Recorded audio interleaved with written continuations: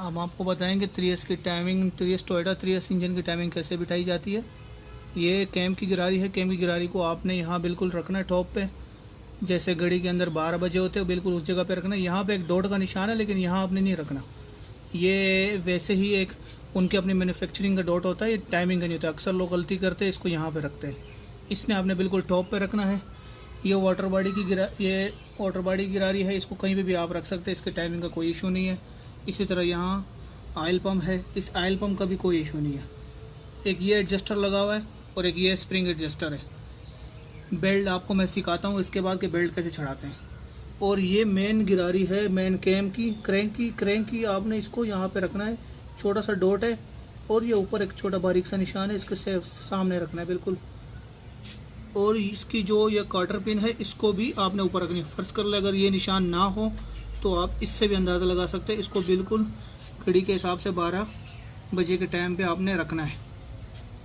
अभी मैं आपको सिखाता हूँ कि बेल्ट कैसे चढ़ाते हैं। चलो, ये आपने पहले यहाँ से बेल्ट लेके आना है, यहाँ से स्ट्रेट लाना है। अक्सर लोग गलती करते हैं, इसको बेल्ट को यहाँ से लाते हैं। ये यहाँ से लाना है आपने, यहाँ से डायरेक्ट वाटर बॉडी पे आएगा, उसके बाद इस एडजस्टर पे आना है। सेकंड एडजस्टर पे लाना है आपने बेल्ट, उसके बाद ये टाइमिंग पे आ गया।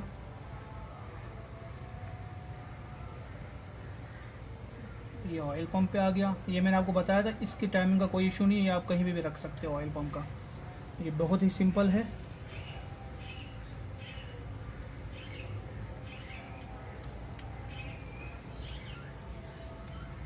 और ये आपने चढ़ा दिया एडजस्टर पे।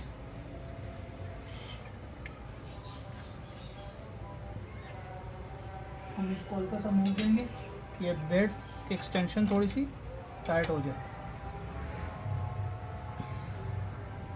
ये बिल्कुल बेल्ट की एक्सटेंशन टाइट हो गई है। इसके बाद हम एडजस्टर को टाइट कर देंगे।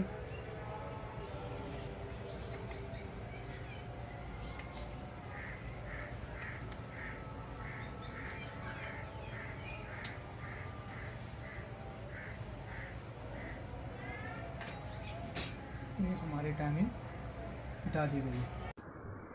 थैंक्स फॉर वॉचिंग, और प्लीज़ हमारे चैनल को सब्सक्राइब कीजिए और अपनी दुआ में याद रखिए। अल्लाह हाफिज़।